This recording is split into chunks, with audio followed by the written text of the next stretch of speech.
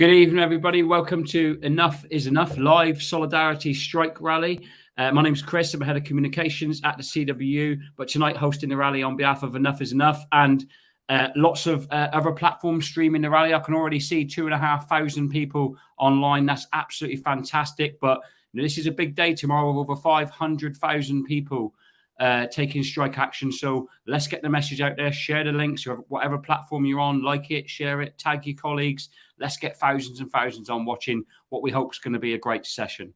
I'm delighted to have with me three fantastic trade union leaders tonight. We've got Joe Grady from the UCU. Hi, Joe. How are you doing? I'm good, thank you. Thanks everyone for coming along as well. Thanks Enough is Enough for hosting. No problem. We've got Mark Sawatka from the PCS. How you doing, Mark? Yeah, evening all. Yeah, really looking forward to tomorrow. And thanks again for putting all this on, Chris. No problem. And we've got Kevin Courtney, who's the joint GS of the NEU, proudly sporting 40,000 new members in the last few days. You must be happy, Kevin. Well, it's good that we've got those new members that come in because they think we should prosecute this dispute and we should win something for schools and colleges and for the young people in them. I'm in a hotel in Leamington Spa ready for a picket line tomorrow morning. Quality, mate. So there's now 4,500 of you online. So keep sharing, keep tagging, keep liking, and get the message out there. The format of tonight, we thought would be a little bit different because obviously there's loads and loads of fantastic rallies taking place. We are going to give all of the union leaders the opportunity for 3 or 4 minutes just to set out, what the key issues are in their dispute. But then we want to give you a job as the watching audience. We want to tell you how you can support the strikes, how you can raise money for the strikes, how you can physically get to picket lines, and crucially, how you can help us take on the mainstream media and amplify the voice of workers. So you've got a job to do. Whilst you do that, let us know where you're watching from, by the way, in the comments. I'll get some of them up on screen. But whilst you're getting active, you're tagging, you're sharing, you're letting us know what's going on, I'm going to introduce our first speaker. From the UCU, 70,000 university workers will take strike action tomorrow. This is the 4th day of industrial action in this current dispute. This tomorrow marks the first of 18 days in February and March for the shutting down every university in the country.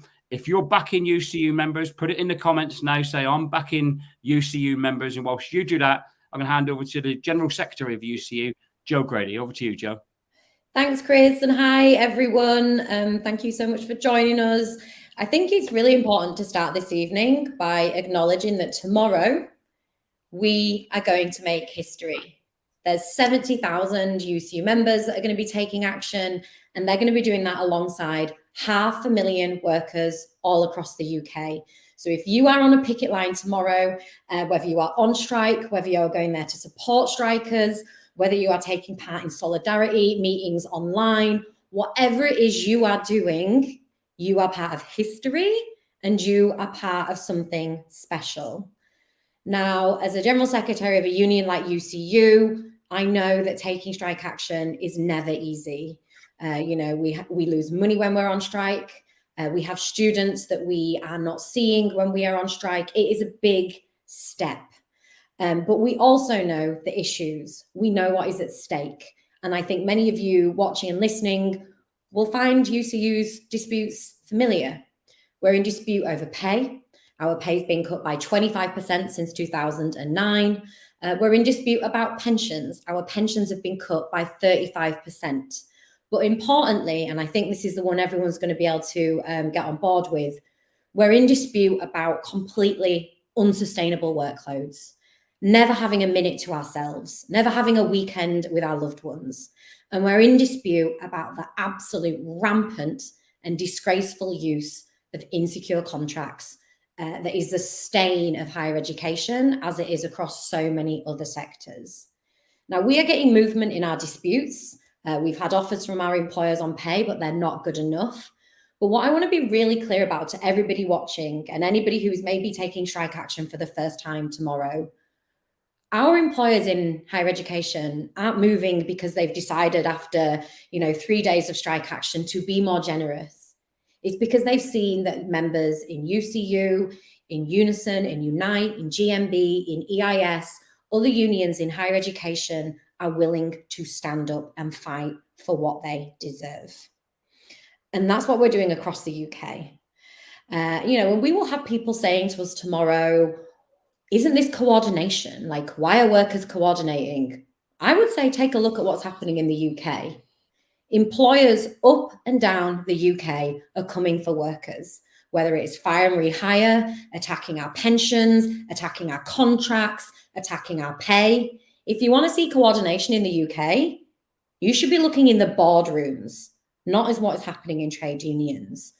So tomorrow, if you are in a union, I'm sending you all my solidarity. UCU members will be standing right with you. If you are not on strike tomorrow, show your support somehow. Donate to a fighting fund of one of the unions. You can search for UCUs if you want, or get on a picket. But whatever you do, be part of history, be part of something special. Get on a picket line, join in local rallies, and if you're in a union, recruit someone to it, bring someone to the picket with you. This government is on the ropes. This government needs a few more final pushes from us to take them somewhere they don't want to be. So thanks for coming along, and solidarity. Thank you, Jo. Brilliant. And thank you to everyone who's posting comments as well, letting us know where you're watching from. It was lovely. I suppose hopefully Mark and Kevin could see on the screen we had members from all three of your unions and right across the trade union movement, which is absolutely fantastic. So thank you to everyone who's commented so far. Let us know where you're watching from. Let us know what union you're in, and we'll get more of those up on screen as the session goes on. The next speaker I want to introduce is the Joint General Secretary of the NEU, who 300,000 NEU members taking action tomorrow, 40,000 new NEU members since the ballot result. Absolutely fantastic. The biggest national ballot result, I think, in the history of the UK trade union movement, certainly since the 2016 Anti-Trade Union Act. Brilliant to have you with us, Kevin. Give you the opportunity to make an opening statement. Unmiking, right, great. It's so good to be here. Thank you very much to Enough is Enough for coordinating this meeting this evening. Like's just been said, 300,000 in our ballot group at the start, 340,000 in that ballot group now, and that's just a sign of how much teachers are behind the demands that we're putting forward. And those teachers up and down the country, they are seeing crisis in our schools. They're seeing special needs support assistants giving up their job to go and work in a supermarket because they can get better pay. They're leaving kids with special needs without support because they have to do it for themselves. We're seeing classes, chemistry classes, where there's no chemistry teacher. So kids doing GCSE chemistry and not having the support they need. Of temporary teacher after temporary teacher, all doing the best they can, but no permanent teacher in many primary classrooms. It's disruption every day. And we say that is due to the government's underfunding of our schools and the underpaying of the people who work in our schools and colleges. So that's what our dispute is about. And I think it's really important to say that the strike action is a last resort, but it's the only thing that's brought the government to even talk with us. There's been a lot of Secretaries of State for Education in the past few months, as you might know. There was Nadhim Zahawi, James Cleverly, Kit Malthouse, and now Gillian Keegan. We sent Nadhim Zahawi a letter in June of last year threatening strike action, but we've had no in-person meetings about the dispute that we're in until we were close to our ballot result. They didn't believe that teachers would vote in sufficient numbers to pass those thresholds, and now they're a bit taken aback, and they're also taken aback by the 40,000. What we want is them to sit down and negotiate. We want to find a solution that is better for kids in our schools. But it's absolutely clear to us in the NEU, it's going to take some action to make them move. It's going to take tomorrow's action. It may take more. We think we've got a lot of support from parents, and we want that because we really think we've got a moral purpose that we are fighting for the kids in our schools as well as for the people who work with those kids in those schools. We point to, and we know it's the same for other workers, but there have been 13 annual pay settlements since 2010, and 10 of them, the annual pay rise was lower than the annual price rise. So the gap between pay and prices just keeps getting bigger and bigger. And this year's gap is the biggest of all. The gap between 5% last September, which was the pay that they've awarded, and 12.3%, which was the RPI inflation.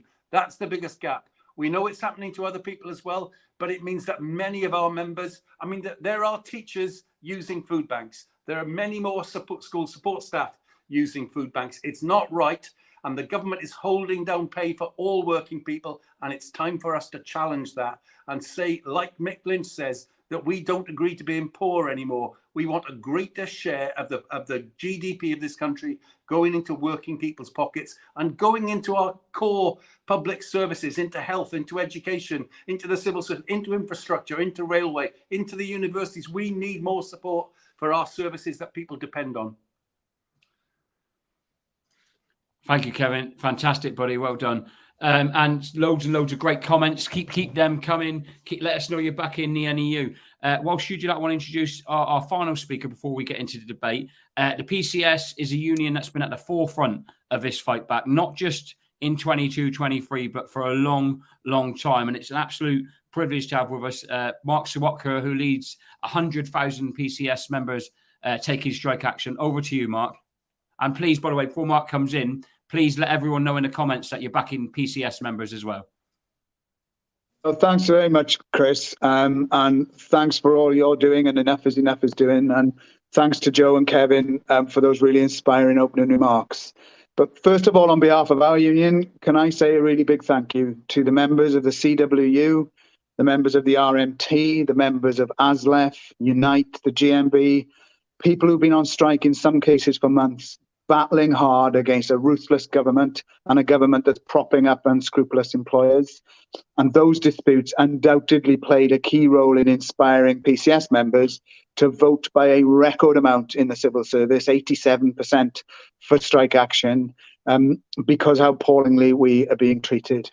And the first thing I want to say on behalf of PCS members is when people hear that civil servants are on strike, a lot of people don't understand what civil servants do. Everybody will be thinking about Sir Humphrey and bowler-hatted mandarins in Whitehall. The truth is the members that we represent are some of the lowest paid workers in Britain. Yet they're workers that everyone depends on from cradle to grave at some point in their life.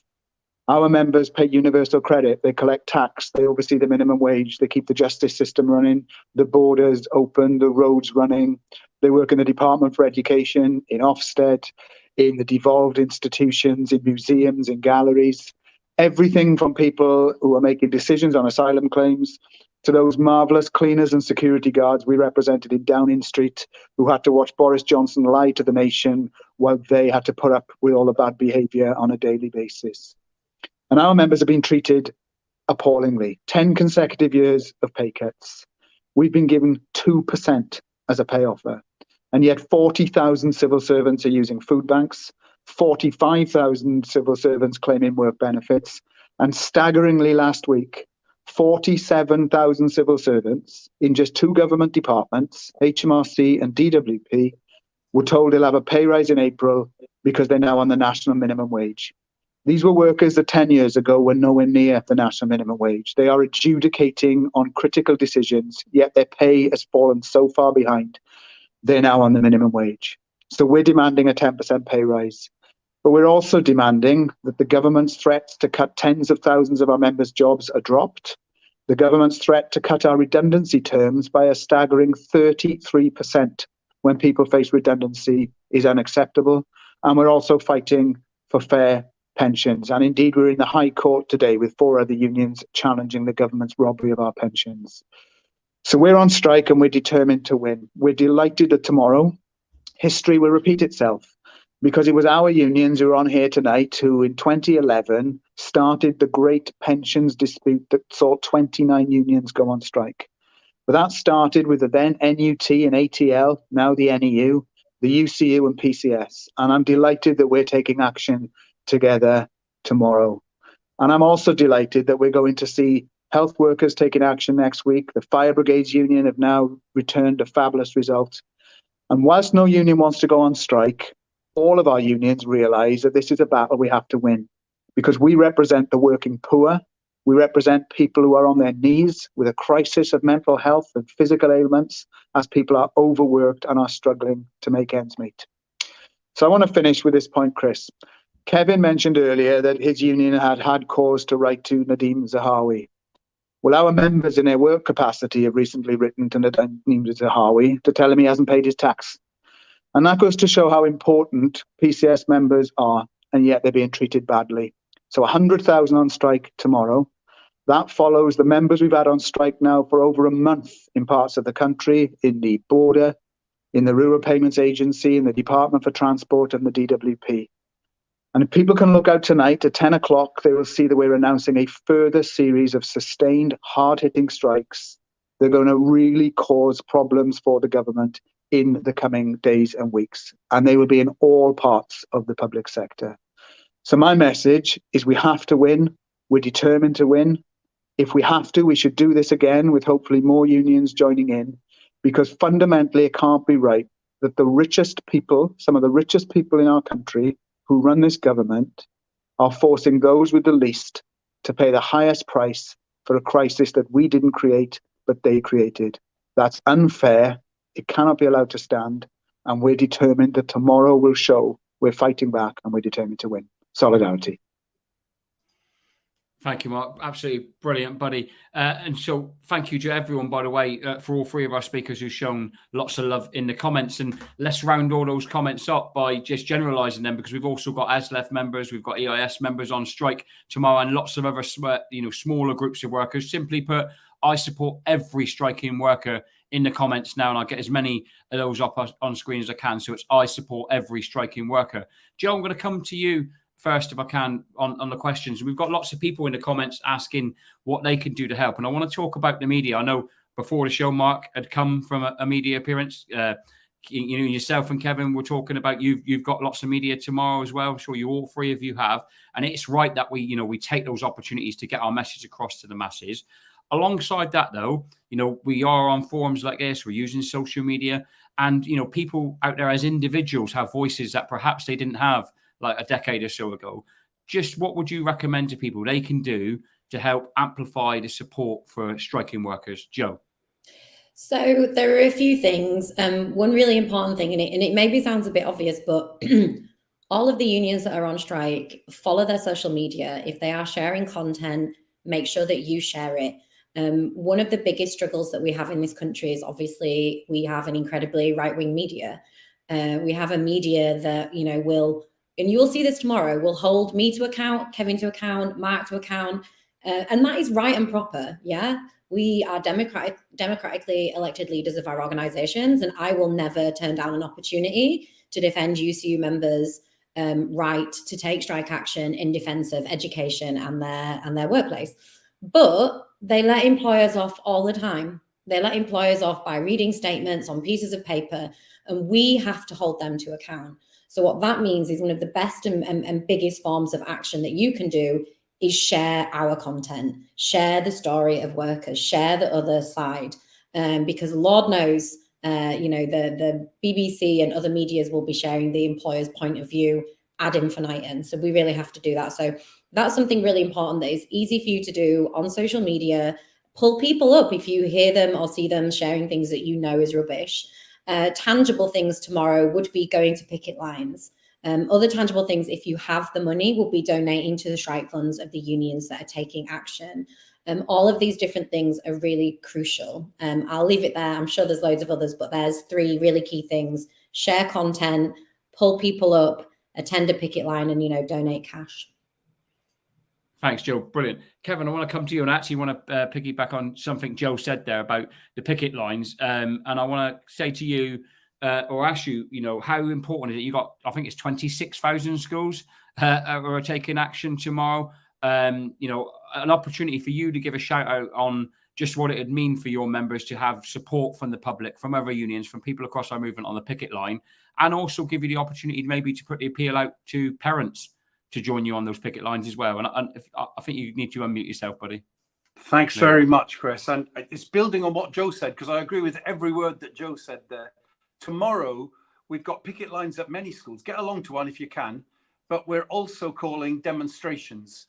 We're going to have a major demonstration in London. We're expecting 20,000 people on that demonstration in London, with a rally in Whitehall that will stop the Prime Minister getting back from Prime Minister's questions. He's going to have to go around the back, according to the police. And we're going to have not just NEU members on there, but also lots of parents coming on that demonstration with us, and PCS, UCU, RMT and ASLEF strikers on that demonstration as well. So that's really welcome. But as well as that fairly major demonstration in London. We've got about 100 demonstrations around the country. If you look at our social media, you can see where those demonstrations are. I think they really matter. They're sort of mid-morning generally. The government's aware of them, because when we met with Gillian Keegan on Monday, she asked me, are you the person who's encouraging everyone to come to the demonstration in Chichester, her community? And we are. We are encouraging people to be at the demonstration in her constituency, just like we're encouraging them to be at all the demonstrations. So that's vital. And we're starting to hear from some of our reps that parents at schools, and we're disrupting the parents' working lives tomorrow, but parents are coming on the demonstrations with the teachers from their schools. And I think that's immensely powerful. We saw earlier today, Mumsnet say that there's widespread support for teacher strikes. They're saying 62% of parents are supporting the strikes despite the disruption. And if I was government, I'd be worried about that. I'd be worried about 340,000 teachers talking to 10 million parents, and primary and secondary teachers, they have a regular daily contact with parents. And if the people on the call today who are parents of children at school or grandparents, if you get a message to your child's teacher that you support what they're doing, that will buoy them up and give them the confidence to talk to other parents and ask for their support. And if we get that network of support going, that's really going to worry the government around the question of what they're doing in schools. And that will build on for everybody else's dispute as well. So come on the demonstrations. Tell teachers in your school that you support the action that they're doing. Ask parent governors to introduce a resolution to the governing body supporting the union or supporting the demands of the union, and that they pass that and send it to government saying that we want some change in our school system. If we can break them on these questions, they're going to fall over on all unions' questions. We are all taking this action at the same time because they're treating working people the same way in all of these industries. So anything you can do to support the UCU, the PCS, the RMT, ASLEF is vital. But as parents, get in touch with your teachers in your school and tell them you support them. Thank you. Thank you, Kevin. Brilliant. So also want at this point shout out to all of the unions who are and the organisations letting us host on their platforms tonight. So there's currently 6,500 people watching across the Enough is Enough platform, NEU, PCS, UCU, CWU, and we've also got individuals like Peter Stefanovic who are letting us use their platforms to get our message out. So thank you to all of those organisations and individuals. Mark, I want to talk to you and put to you the question on coordination. I think it was Joe in either opening or comment there who was saying that you will all face accusations tomorrow in the media of unions coordinating to bring down the country. And I wanted to maybe put it, in the interest of balance. And what we're trying to do tonight is give unions a proper voice and maybe put the question in reverse and put to you, with CEO pay totally out of control, with shareholder dividends totally out of control, with insecure contracts completely out of control. Surely the actual coordination we're seeing in this country isn't in workplaces, it's in boardrooms, isn't it? Oh, absolutely. It's in boardrooms and it's in government. And there's a coordination to try and make us pay the price for problems that, of course, we didn't create. And that's why us coordinating, whether that's days of taking action at the same time, whether that's supporting each other, is really so important. And that's why, Chris, I want to just say how much I agree with your point about saying we should say we support every striking worker, because we've got to be clear that every woman and man in work, whether they're in the public sector or the private sector, whatever their level of earnings, deserves to not be poorer at the end of the year than they were at the start, even though they're working harder than ever before. And if we don't get pay rises that match inflation, the reality is we're poorer. And we must argue against the notion that there are deserving and undeserving. We all deserve better. And we all know that opinion polls tell us that, some people are more popular than others. But I want to see tomorrow a coordination that says working men and women should not be poorer, and we will all support each other right to the end. And I think that's really important. And I also think it's important, Chris, to say that the government are worried that we're coordinating. Obviously, being a civil service union, we get to see lots of things that we probably shouldn't see. And I can tell you that one of the things we saw this week, and I'm sure this would be the same for UCU and the NEU, but I can definitely say it's in the civil service, is every single employer that we've got out on strike tomorrow, and we've got 123 employers out on strike, 2,500 workplaces and 100,000 members, has been asked to fill in a return early in the morning to tell the government what the level of support for the strike has been. Now, in the past, those returns would always go to the Cabinet Office. What's really interesting tomorrow is every return has to go to COBRA. And the fact it's going to COBRA tells us that the government are indeed concerned, that more and more workers are standing up for themselves and they're getting the message we aren't going to go away. So my message about us coordinating is whether you're a worker tomorrow in a small workplace where there's a handful of people, or like some of our workplaces where we have thousands of people, everyone is equally important. Whether you live in the northernest tip of Scotland, whether you live in Wales or any part of England, in a big office or a small one, everyone going on strike is critically important. And for everyone who makes that stand tomorrow, means we are stronger and the government is weaker. But to echo what Joe and Kevin said, for everyone else who attends a lunchtime rally, a march, a picket line, or some of the evening meetings that the TUC are putting on about defending the right to strike, for everyone who sends an email, makes a donation, or even beeps the horn of their vehicle when they go past, it's telling people which side you're on. And the more people are on our side, and we know we have the majority, the more the government will have to realise they've either got to make concessions or this is going to increase. No one wants it to increase, but we have to be clear. We should coordinate more and increase our efforts if the government don't do the right thing. And that's what we should be building towards.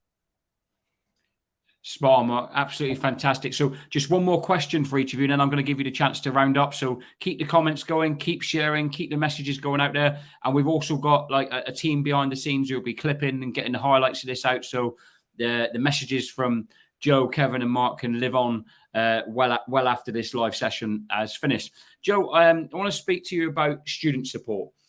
Seen a lot of stuff in the media, basically trying to divide that wedge right between you and the students that, members, serve so well. But I'm also seeing, which is fantastic, that fight back online, that organic growth from students supporting you and coming to the picket lines, etc. So I just want to give you the opportunity really to send a message to all of the students out there who might be watching this session or might catch up a bit later on. I think there's two things. And the first thing I want to say is, to students and parents, we know, because our members, UCU as a union is opposed to it, that at £9,000, you pay a lot of money in fees. But I want to say one thing, because that money doesn't go to the people that do the work in teaching you, administering the course, taking care of you. What universities actually want is people to do a hell of a lot of work for free. So if there's one thing that you can do tomorrow is support the people who are trying to make their workplace better so they can be better for you. Now, loads of students already get that, but if there's a few things that you could do is get on those picket lines. So often, I was a lecturer before I got elected to the General Secretary of UCU. So often we do not get to spend enough time with our students. We are having to do paperwork. We are having to complete metrics, and all of that eats into the time we spend with you. So get on a picket line, talk to staff, speak to people about why they're there. We've launched a tool. If you go on our social media, you'll be able to find it. Complain to your Vice-Chancellor. The Vice-Chancellor is the ultimate boss of a university. They are the ones that are sitting on top of £40 billion of reserves and could resolve this dispute tomorrow if they wanted to. And if you can't be at a picket line, if you can't get there and chat to people, take part in the online love. Gently correct people if you just see that they've misunderstood. Nobody cares about education more than the people who are on the picket line. We wouldn't be there if we didn't care, but we've got to a point where we can't keep doing work for free, putting the effort in with people leaving the sector and people just being completely exhausted. So those three things: show some online love, get to a picket if you can, and complain to the people who can make the changes. Thanks, Joe. That's brilliant. Absolutely fantastic. Kevin, I want to talk to you about minimum standards. Like, not only have we got the most draconian trade union laws in the Western world, absolutely outrageous that we have to cross those those 50% thresholds, and some of the unions have to go even further than that to get take legal strike action in this country, particularly when you consider that if the MPs in Parliament applied those thresholds to their own elections, there wouldn't be any of them sitting in Parliament. But now they go a step further and talk about minimum standards. And I just wondered if you and your union had a view on that, and what people need to do to wake up a little bit alongside the unions that are fighting and taking action. Just what can they do to effectively defend the right to strike? I mean, Chris, I think the standard of behaviour of the government about this is completely outrageous. Grant Shapps rushing through Parliament minimum service levels that they say that unions have to provide on strike days, where they say if the union doesn't force people to go into work, even though they voted to be on strike, that they'll fine the unions, maybe even sack the workers. And what I want to ask, Chris, is why don't they provide a minimum service level on non-strike days? Why do the kids with special needs not have a special needs support assistant? Why is it that people who've got a heart attack don't get an ambulance in time? They need to be providing the minimum service on non-strike days, and we should be fining them and sacking Grant Shapps for not doing that. It's completely outrageous. Tony Blair said in 1997 that the anti-union laws in our country were the most restrictive in Western Europe. They have got a lot more restrictive since then.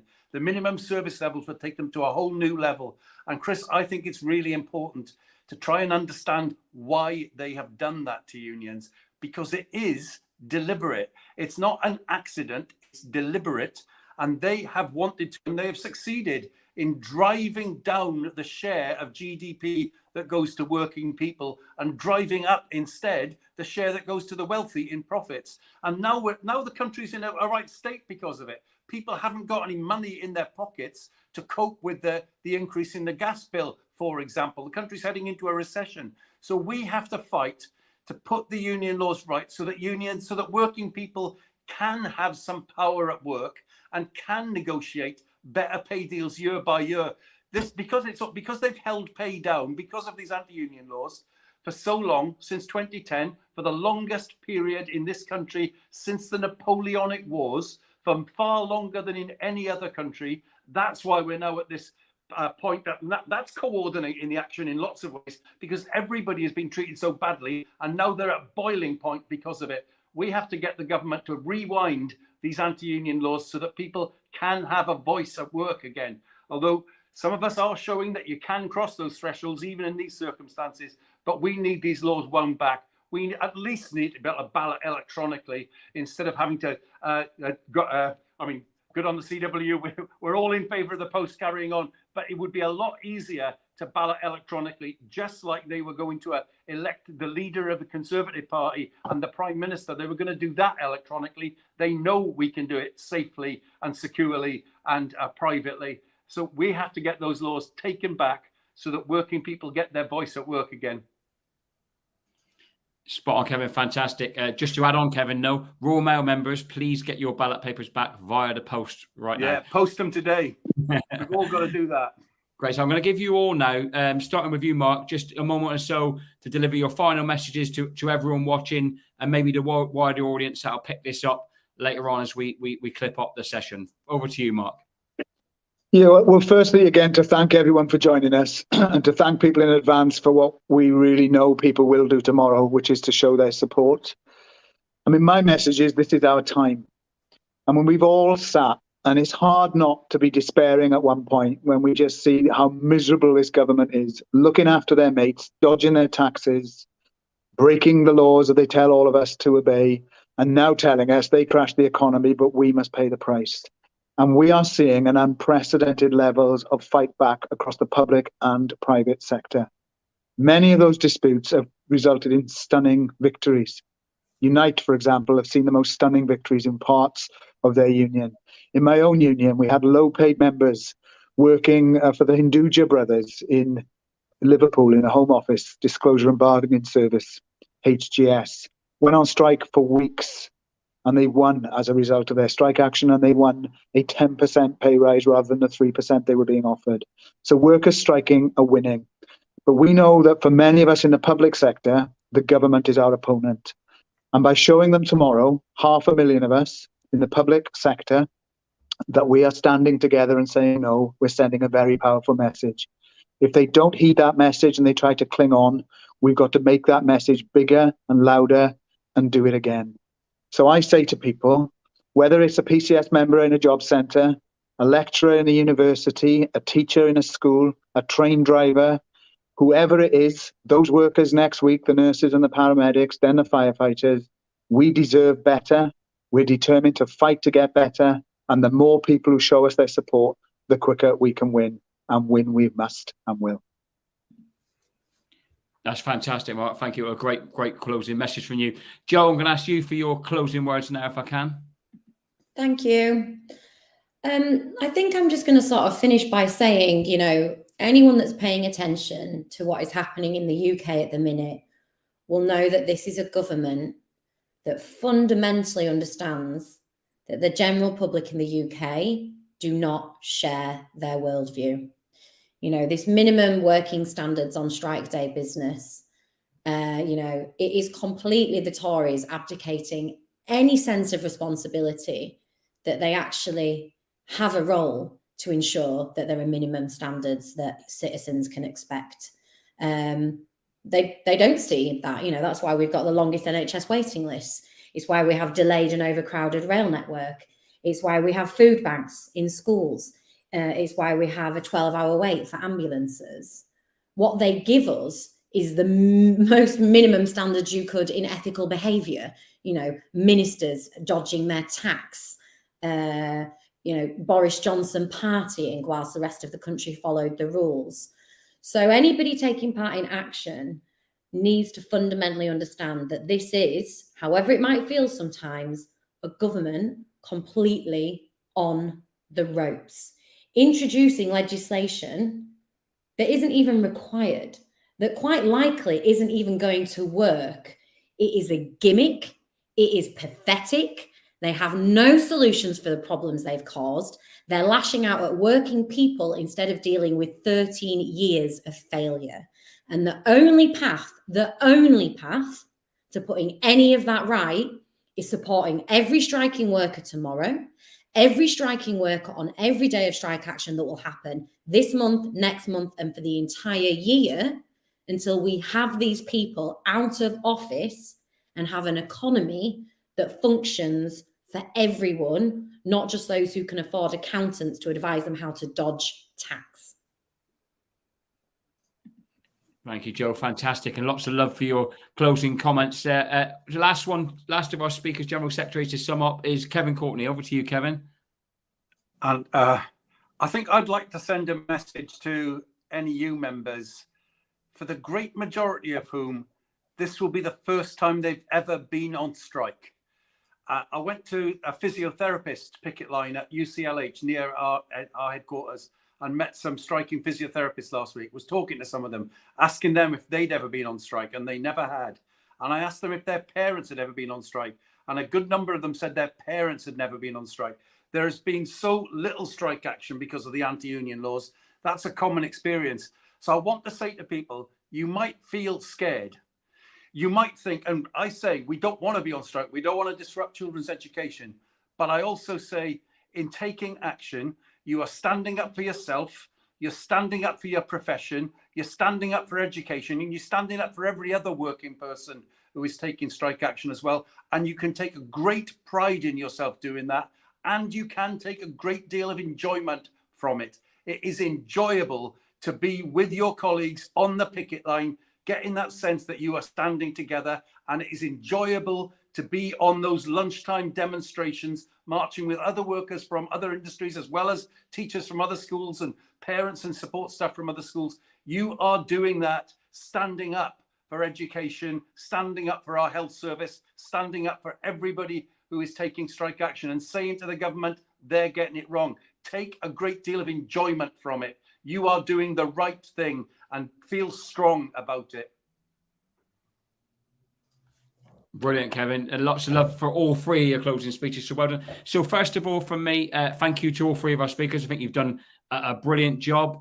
More important than even you, Frido, I want to say thank you to everyone who's tuned in. I think we've had 9,500 people tuned in across the various platforms. So that's brilliant. And we know that will live on as we clip up all of your speeches and all of your answers. I think you've got some really clear messages from the speakers tonight. Get to a picket line, donate to the strike fund, get yourself in a union, and start fighting back in your workplace. But most of all, out there now, please, please, please get out there and counter the messages you're seeing in the mainstream media, counter the messages from the right, and make sure you back every single person who takes strike action. We'll see you all soon. Night, everybody.